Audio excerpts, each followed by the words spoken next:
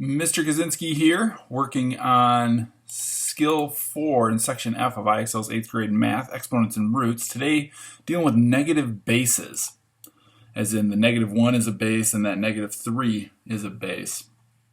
All right, so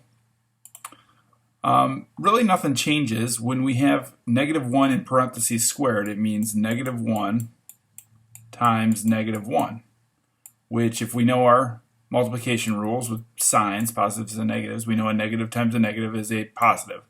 So -1 squared is 1.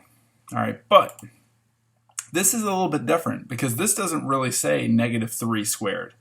Okay, it doesn't say -3 times 3. It really says the opposite of 3 squared. That's what it says. All right, which is the opposite of 3 times 3, which is the opposite of 9. Okay, so this one is -9. So a big difference with the parentheses versus without the parentheses, mainly when you have an even exponent, the 2's, okay? When you have an odd exponent like this, it really doesn't matter because this is -3 times -3 times -3, which is -27.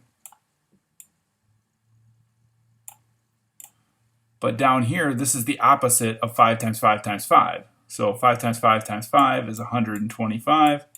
And this is the opposite of that, which is still -125. So if you have an odd exponent with a negative base, it really doesn't matter whether the parentheses are there or not. It doesn't change anything. But with an even exponent, it definitely does. Okay, some further illustration of that. In the last video for this section, I talked about the fact that anything raised to the power of 0 is 1, and that's true. -2 in parentheses raised to the power of 0 is still 1. But this says the opposite of 1 raised to the 0 power. So 1 raised to the 0 power is 1, but we want the opposite of it, and that's -1, okay? So when your exponents are even, or in this case 0, it does make a difference as to whether or not your final evaluation is positive or negative.